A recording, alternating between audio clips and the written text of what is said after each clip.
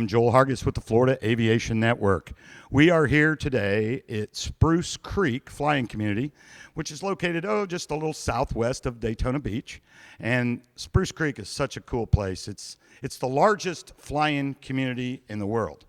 And there are a lot of really cool planes out here, and there are a lot of really cool pilots here. And I got one of them sitting next to me right here, and that is Carl Kretzer. Carl, welcome to the show. Welcome to Veteran Flyers. Well, thank you very much. It's a pleasure to be here. Thank you for asking me. So, we've talked a little bit about some of your story, but I'm anxious to deep dive it, and I always like to be as surprised as everybody else. I like to just learn most of it while we're doing the interview here. So let me start at the beginning. Carl, what got you interested in aviation? Well, I went to college back in the late 60s. All right. And there was That's a good place to be in the late 60s. There was this little kerfuffle going on over in Southeast Asia. There was a big kerfuffle. And about the time I was due to graduate, no companies were trying to offer me six figures to come work for them. Right. And my draft card changed from 2S to 1A the day after graduation. And so I decided that I probably needed to make a decision about walking through the jungle or flying over it. And I chose flying over it, and turns out to be one of the best decisions I ever made. So let me ask you, did you learn to fly prior to joining the military? No, I did not. I'd had one airplane ride prior to joining the military, but I loved it. Okay. And what was that ride in? It was a small Piper my cousin of mine owned, and he also did some crop dusting in it, so it was very cramped, and I was only about 12 or 13 years old when I did that, but it was that's it was a very a lot impressionable age. It was a lot of fun. I really enjoyed it, and so decided to try to get into it. So you signed up with the Air Force. I did. And of course you had your degree, so you went to become an officer and fly. That was going to be your MOS from the beginning? Well, starting about my late junior year in college was when I realized that there was going to be a trip to Southeast Asia somewhere in my near future. So that was when I kind of decided I wanted to get into flying, tested, and was accepted into and went to OTS in late '69. Officers Training School. Right. And so you did that, and when you started to learn how to fly, where were you, and what was your first airplane they started you off in? Well, I have a kind of a twisted background. Okay. I had a small eye issue, and they sent me to navigator training instead of pilot training. So I got to go fly in the C-141 after completing navigator training, and after about 18 months, they took me and sent me to the F-4 back seat. So the C-141. Where did you do that? Where did you do that duty? I was stationed at McGuire Air Force Base, New Jersey, and I even got to visit my home there once in a while. I was averaging 23 days a month TDY. Wow. Temporary duty away from station. So, all right. So you never went to Southeast Asia in the well, I flew a lot of cargo into Southeast Asia. All right. And so you did get over there. Did a lot of runs back and forth. So I was familiar with the bases and whatnot. And then I went to the F4. 6 months of training, and then Udorn, Thailand, as backseater. So the back seat of the S4, did they refer to those as Rios then? That was the Navy. In the Air Force, they called us WISOs, Weapons Systems Operators. WISOs, okay. Yeah. So, what was your initial impression, reaction, the first time you launched in the backseat of an F4? That was obviously in the training, and it was just awesome. I said, I've really got to do this, and I've got to get to pilot training somehow. Yeah, right. So, yeah, because the F4 was that was the workhorse fighter. I mean, it was about all we had. I mean, true fighter. So how long did you have to backseat before they would let you get in the front? Well, I had 6 months of training at MacDill Air Force Base in Tampa. Yeah, and then that's I pretty went good duty there. That was, and then I went to Udorn, Thailand, and that was scheduled to be a 1-year tour. And while I was in Udorn, I put in my application for pilot training, and because I was coming up on the age limit, I finally got a waiver for the eye problem that they found on my initial physical. And so as I was leaving Udorn, I had orders to go to pilot training. Cool. Now, when you were flying backseat over in Vietnam, any close calls in the back? A couple of close calls. We were on a mission down in Cambodia in the summer of 1973, and there hadn't been a lot of activity down there, and we probably were a little bit complacent. And yeah, it was a morning flight, and we rolled in out of the west, and instead of coming out of the sun in the east, we were highlighted against the dark blue sky, or against the bright blue sky, and front seater pressed the attack a little bit lower than we normally went, and we got a small hit on the right engine intake. We didn't know it at the time. Bullet. A bullet, anti-aircraft fire. It was turned out to be a .50 caliber, but we finished our work on the target area, and as we were up to a safe altitude, we always did a battle damage check after that, and flight leader told us, "Hey, you got a gash in the right intake." How many planes were up when that It was happened? just two of us in the flight I was in, and so we landed at the closest American base, which at that time was Ubon, Thailand, and just to get it taken care of, and they had to spend the night there while they fixed the airplane, and we flew it home the next day. So in the back seat, no dogfight. No, I didn't get into any dogfights. But Surface to air missile. Saw some on the raw scope one day, on the radar homing and warning scope one day, but didn't get into any. That's scary stuff, folks. Like, you know, I fly all the time, but you know what's the difference? Nobody's shooting at me. You think? Well, I've not come back with any bullet holes, and I hope I never do. But so that, you know, just takes a lot of bravery. I mean, courage.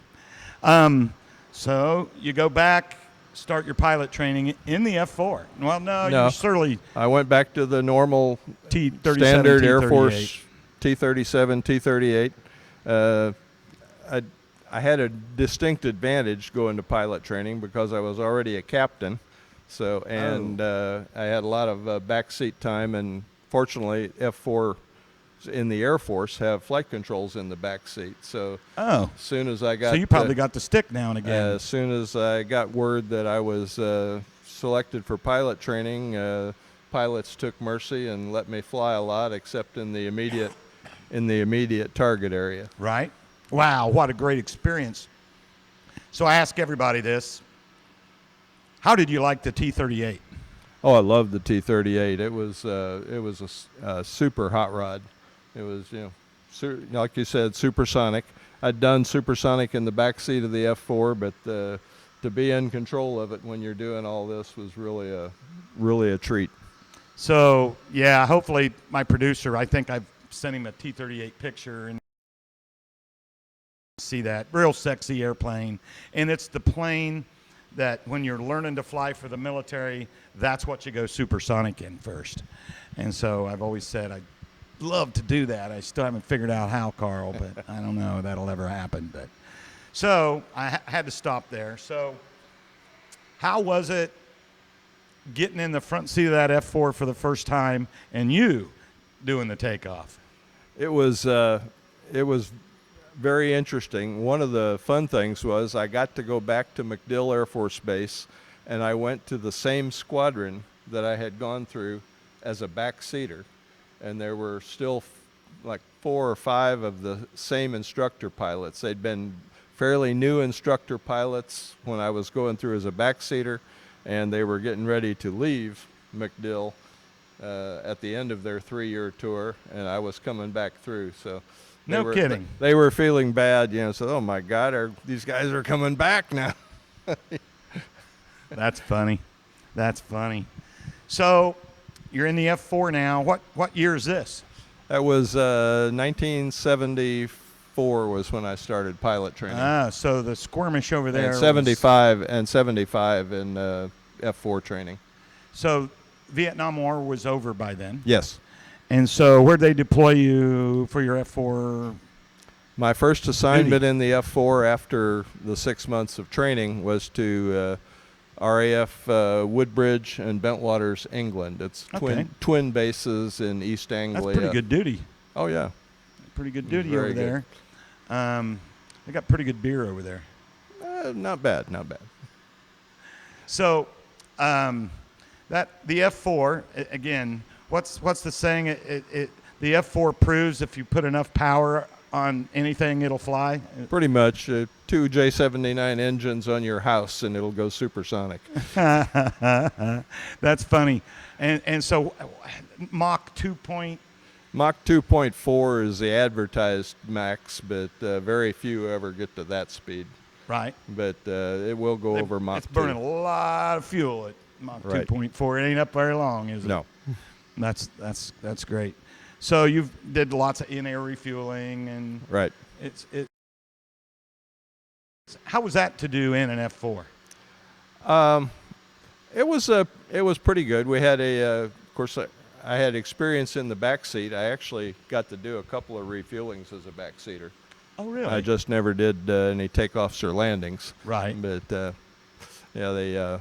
but it was we had the backseater to talk to us about positioning and everything, help us out. And so where's the receptacle on an F4? The receptacle on the F4 is about 6 feet behind. Yeah, it's in the middle of the airplane, back canopy. Yeah, and but there are director. So you're counting on a really good boom operator because you can't see it. Yeah, well, we had mirrors that we could adjust and see where things were, but it wasn't perfect, but it was good. And we had the back seater laying on his side, looking up, helping us out. And you're still cruising along because, as I remember, an F4 doesn't do slow flight very well. Not too well. I think our refueling speed, if I remember correctly, was about 315 knots. 315 knots. Yeah. Going inch for inch with a refueling nozzle. Right.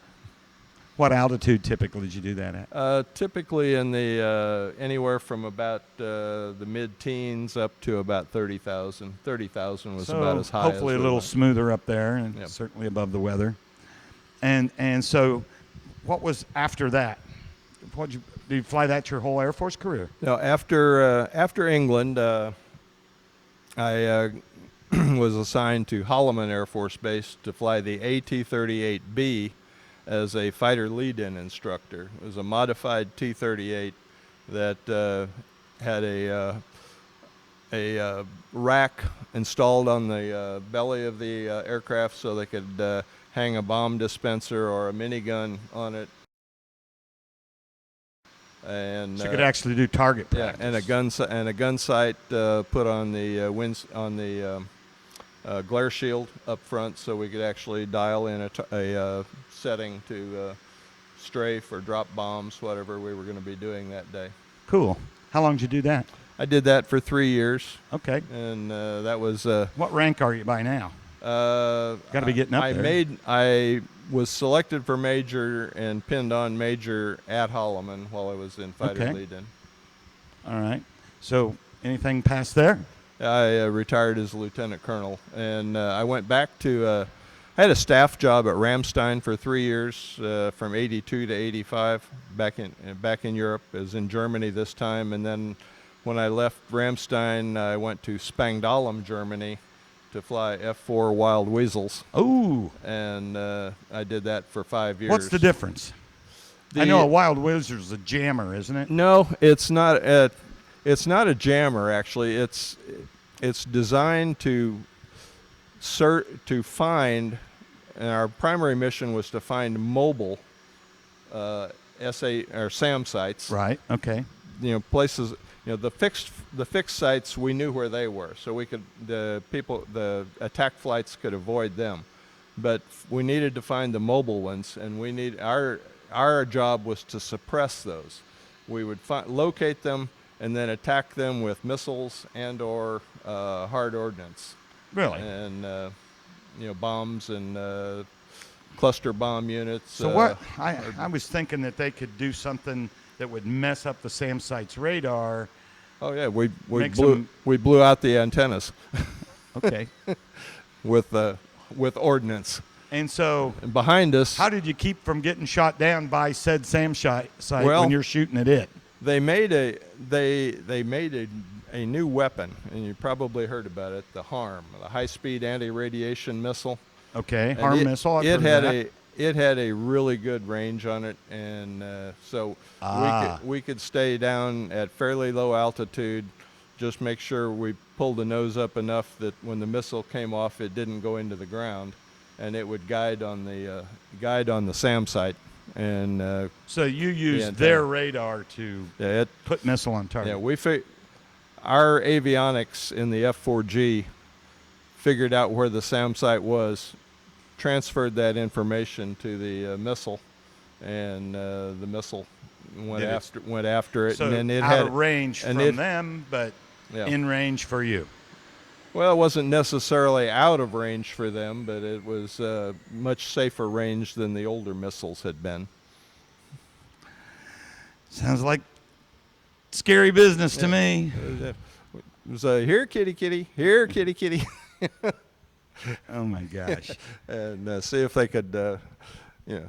We needed them to come up and transmit so we could knock them out, so that the strike flight could go through. Right. And all we had to do was knock it out for a certain period of time. So you still flying? I still fly. I fly a Grumman Tiger here in Spruce Creek. And, all right. I'm a member of Tiger Flight. And how many of you flying Tigers together? There's usually 4 of us. But we've had 5 in a formation. We don't fly really big formations. The Tiger looks quite similar to the airplane behind us right now, except it's a 4-seater. And so, how long you lived at Spruce Creek? I've lived here almost 10 years. Okay. I moved in summer of 14. How did you find it? Why here? I had been, after I retired from the Air Force, I got a job with, eventually got a job with FedEx, and I was flying all over the country in mostly domestic for FedEx in 727s and Airbus A300s. And I decided that I wanted a warm place and a place that didn't have state income tax. And check both of those boxes. And Florida was calling, and a good friend told me about, you ought to go check out this place called Spruce Creek near Daytona Beach. And I did, and loved it. Yeah, this is aviation heaven. Yeah. I didn't buy a house the first day I got here, but I started looking right very seriously. Yeah, it really is. Like I say, it's largest flying community in the world, and got a lot of cool planes here. Just all kinds. And what I like is so many cool pilots. And so, Carl, what would you say to any young people maybe thinking about the Air Force, looking back? Would you do that again? I would do it again. I really enjoyed flying in the Air Force. I got some opportunities that you don't get in very many places. And while I was at Spangdahlem, we started integrating the F-16 in with the F-4s. And I was the first mission lead and flight lead for integrated flights, F-4s and F-16s going into the battle area together. Did you get to fly a 16? I got about 25 hours in the back seat. Oh, okay. But I never got to fly it in the front. But Everybody I've ever talked to that flies the 16 loves it. oh yeah, I think it's the But- easiest thing to fly. Oh yeah, it's very easy to fly, but like most pilots, I'd still rather fly the front seat of my airplane Anything. than the back seat of Anything. than the back seat of the No, other I'm one. with you. But I enjoyed it. I would recommend it to young people. It's a great, it was a great job, great career. Well, thanks for your service. We're right out of time here. I really appreciate you taking time and sitting down with us and sharing your story. It's a great story. I mean, Thank you very much. It was great to be here. Thank you for inviting me. I enjoyed it very much. all right. Well, Carl, I'm Joel Hargis with the Florida Aviation Network. We're going to wrap this up. You stay tuned. There's going to be more shows on veteran flyers coming your way soon.